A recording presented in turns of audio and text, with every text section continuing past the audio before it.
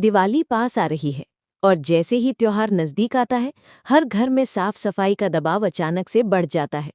हम सब चाहते हैं कि दिवाली पर घर एकदम चमकता हुआ दिखे, जैसे नया हो गया हो।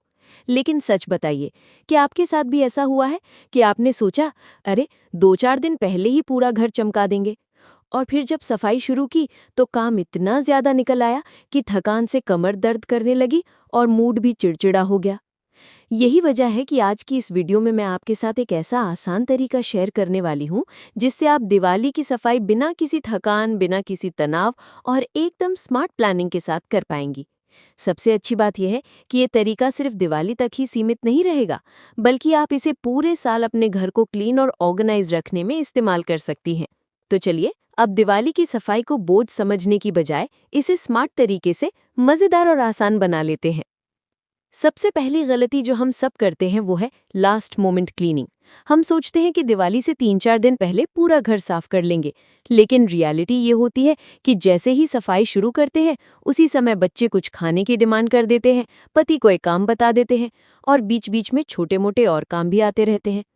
ऐसे में हम हड़बड़ा जाते हैं, टाइम कम पड़ जाता है और सफाई हमें बोझ लगने लगती है। इससे अच्छा तरीका ये है कि आप दिवाली से 1 से 1.5 महीने पहले ही रोजाना थोड़ा थोड़ा काम करना शुरू करें। मान लीजिए, आज आपने सिर्फ अलमारी साफ कर ली, कल आप किचन के किसी एक हिस्से पर ध्यान दें, परसों स्टोर रूम या ड्रॉर्स को कवर कर लें। ऐसा करने से धीरे धीरे आपका घर तैयार होता जाएगा और दिवाली आने से पहले कोई भारी बोझ नहीं बचेगा। इससे ना तो आपका शरीर थकेगा और ना ही आपका मन चिड़चिड़ा होगा, बल्कि आपको लगेगा कि सफाई आसान और मज़ेदार है, क्योंकि आपने सब कुछ आराम से और प्लानिंग के साथ किया है। देखिए दोस्तों, सफाई तभी आसान लगती है जब वो आपके डेली रूटीन का हिस्सा बन जाए। अगर आप रोज सिर्फ आधा घंटा भी घर की सफाई को देंगे तो डीप क्लीनिंग की ज़रूरत बहुत कम पड़ जाएगी। इस आधे घंटे में आपको बड़े काम करने की ज़रूरत नहीं है, बस छोटी छोटी चीज़ों पर ध्यान दें, जैसे रोज़ डस्टिंग कर लेना, किचन काउंटर पर रखे हुए सामान को हटाकर उसे अच्छे से वाइप करना, हर बार बर्तन धोने के बाद सिंक को साफ कर देना, और अगर कहीं जाले दिख जाए तो तुरंत निकाल देना। इसके अलावा अगर घर का कोई सामान इधर उधर रखा है तो उसे तुरंत उसकी जगह पर रख दें। इतना सा करने से ही पूरा घर हमेशा ताज़ा और चमकता हुआ लगेगा। और सबसे अच्छी बात, जब त्योहार आएंगे तब आपको सर पकड़कर मैराथन सफाई नहीं करनी पड़ेगी। बस थोड़ी बहुत एक्स्ट्रा क्लीनिंग करके काम आसानी से हो जाएगा। इससे ना तो शरीर थकेगा और न ही दिमाग पर प्रेशर आएगा। तो याद रखिए, रोज का आधा घंटा आपको बड़े बड़े त्योहारों की टेंशन से बचा सकता है और घर हमेशा साफ सुथरा और वेलकमिंग लगेगा। जब भी घर की सफाई की बात आती है तो सबसे पहला और सबसे बड़ा टास्क होता है किचन की सफाई। और सच मानिए, दिवाली की सफाई हमेशा किचन से ही शुरू करनी चाहिए। वजह साफ है, यही वो जगह है जहां सबसे ज्यादा तेल, घी और धुआं इस्तेमाल होता है, और इसी वजह से चिकनाई बहुत जल्दी जम जाती है। सबसे पहले आपको फालतू सामान निकालना चाहिए। टूटे हुए कंटेनर, पुराने प्लास्टिक डिब्बे, एक्सपायर मसाले या खराब इलेक्ट्रॉनिक आइटम, इन्हें तुरंत अलग कर दें। जो चीज़ें अच्छी हालत में हैं लेकिन आपके काम की नहीं हैं, उन्हें किसी को दान कर दीजिए, और जो बिल्कुल ख़राब हो चुकी हैं उन्हें बिना सोचे बाहर कर दीजिए। इससे अलमारियां और स्लैब हल्की हो जाएंगी और सफाई करना आसान हो जाएगा। अब बारी आती है असली सफाई की। इसके लिए एक बहुत आसान और असरदार तरीका है, vinegar plus warm water plus dish wash liquid. इस मिक्सचर को एक स्प्रे बॉटल या कटोरी में तैयार कीजिए और इससे काउंटर टॉप, टाइल्स और शेल्फ्स अच्छे से पोंछिए। ये जमी हुई चिकनाई को आसानी से हटा देगा और पूरा किचन चमकने लगेगा। और हाँ, अगर आपके पास चिमनी या एग्जॉस्ट फैन है तो उसे कभी इग्नोर मत कीजिए। कोशिश कीजिए कि हर 15 दिन में चिमनी के फिल्टर्स को डीप क्लीन करें, वरना उन पर ग्रीस की मोटी परत जम जाती है और बाद में सफाई करना बहुत मुश्किल हो जाता है। देखिए, अगर आप किचन की सफाई स्टेप बाय स्टेप करेंगे तो ये आपको कभी भारी काम नहीं लगेगा, और जब पूरा किचन चमकने लगेगा तो घर में ही नहीं, आपके मन में भी एक अलग ताजगी महसूस होगी।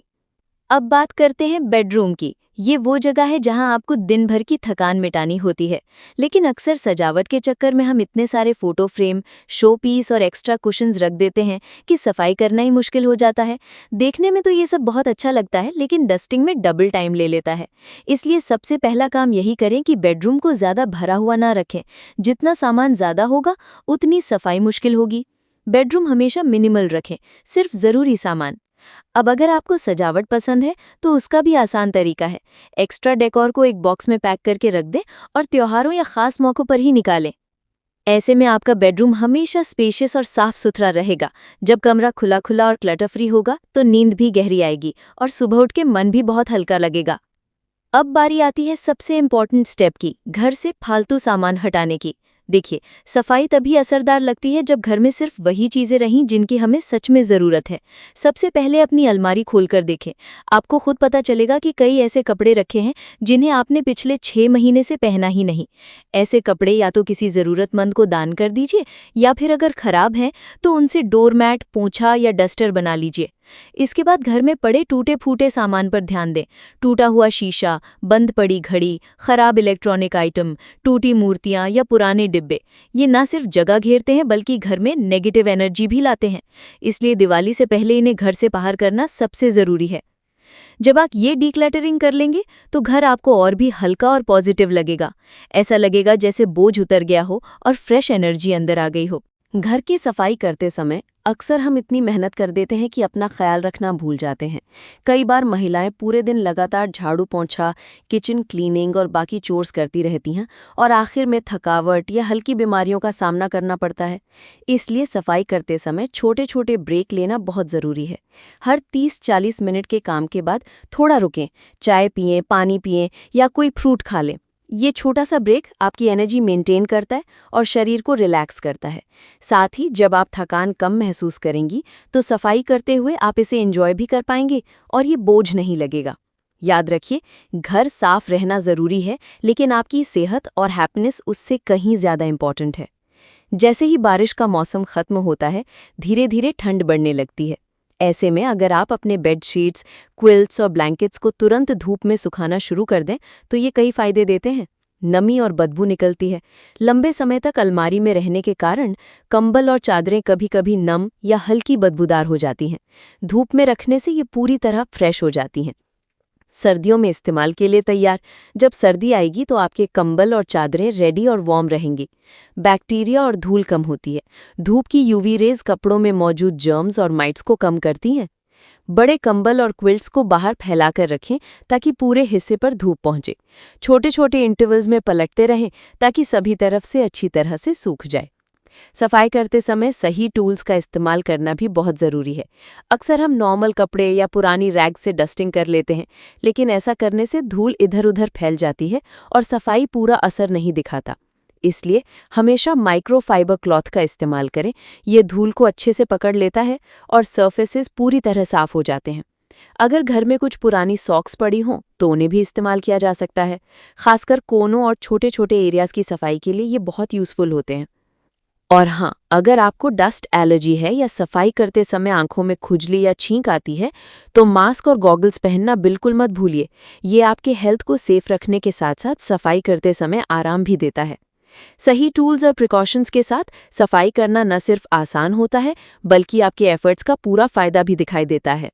अब मैं आपको अगले 4 हफ्तों का ऐसा प्लान बताती हूँ जिसे फॉलो करके दिवाली तक आपका घर चमकने लगेगा। इसमें हर दिन थोड़ा थोड़ा काम रखा गया है ताकि आपको लास्ट मोमेंट स्ट्रेस ना हो और आप आराम से ऑर्गेनाइज तरीके से अपने घर को तैयार कर सके। पहला हफ्ता, अलमारी और कपड़े। इस हफ्ते का फोकस है घर के कपड़ों और पर्सनल स्टोरेज पर। डे 1 में अपनी अलमारी खोलकर देखें और पिछले 6 महीने से ना पहने हुए कपड़े अलग करें। अच्छे कपड़े दान के लिए और खराब कपड़े रिसाइकल या डिस्कार्ड कर दें। डे 2 में बच्चों की अलमारी साफ करें और छोटे हो चुके कपड़ों को अलग कर दें। डे 3 में बेडशीट, पर्दे और टॉवल की अलमारी पे ध्यान दें। डे 4 में बैग, पर्स और फुटवेयर की सफाई करें। डे 5 को ड्रेसिंग टेबल और कॉस्मेटिक्स का डीक्लटर करें। डे 6-7 को रेस्ट डे रखें या पेंडिंग वर्क कवर करें। दूसरा हफ्ता, किचन क्लीनिंग। किचन हमेशा सबसे ज़्यादा समय लेता है, इसलिए इसे दूसरे हफ्ते में करें। डे 8 को फ्रिज की डीप क्लीनिंग करें। डे 9 में किचन के ऊपरी कैबिनेट्स और शेल्व्स की सफाई करें। डे 10 में पैंट्री की क्लीनिंग करें। एक्सपायर्ड मसाले और ग्रोसरी आइटम्स हटा दें। डे 11 को गैस स्टोव, चिमनी और टाइल्स की डीप क्लीनिंग करें। डे 12 में बर्तन रखने वाली अलमारी और ड्रॉर्स की सफाई करें। डे 13 को स्टोरेज कैबिनेट्स और कंटेनर्स सॉर्ट करें। डे 14 को रेस्ट डे रखें। तीसरा हफ्ता, स्टोर रूम और लिविंग एरिया। डे 15 को स्टोर रूम में पुराने सामान का डीक्लटर करें। डे 16 में शो पीसेस और डेकोर आइटम्स की सफाई करें। डे 17 को बुकशेल्फ और पेपर्स की सॉर्टिंग करें। डे 18 में सोफा, कुशन और कालीन की डीप क्लीनिंग करें।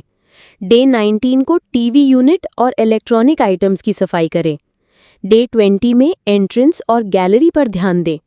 डे 21 को रेस्ट डे रखें और घर का पूरा लुक चेक करें। चौथा हफ्ता, पूरे घर की फाइनल टच। डे 22 में बेडरूम की डीप क्लीनिंग करें। बेड के नीचे और कॉर्नर्स अच्छे से साफ करें। डे 23 को बच्चों का कमरा और टॉयज क्लीन करें।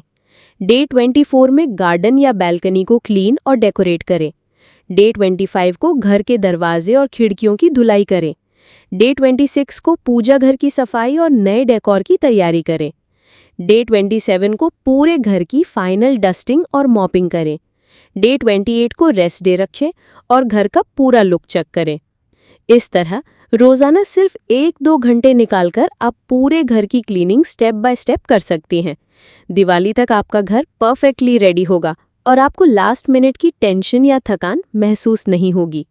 देखिए, त्योहार का असली मजा तभी है जब आप खुद स्वस्थ और एनर्जेटिक हों। इसलिए सफाई करते समय अपने हेल्थ का पूरा ध्यान रखना बेहद जरूरी है। क्लीनिंग को जल्दी या जोर जबरदस्ती में करने की बजाय इसे एक हल्की फुल्की एक्टिविटी की तरह लें। आराम से, धीरे धीरे और एंजॉय करते हुए करें। बीच बीच में पानी पिएं, हल्का सा स्नैक लें और अगर ज़रूरत लगे तो छोटे ब्रेक्स लें। खुद को ओवरबर्डन करने से बचें, क्योंकि जब आप थक जाएंगी या बीमार पड़ जाएंगी तो ना सिर्फ सफाई का मज़ा खत्म होगा बल्कि त्योहार का मूड भी बिगड़ जाएगा।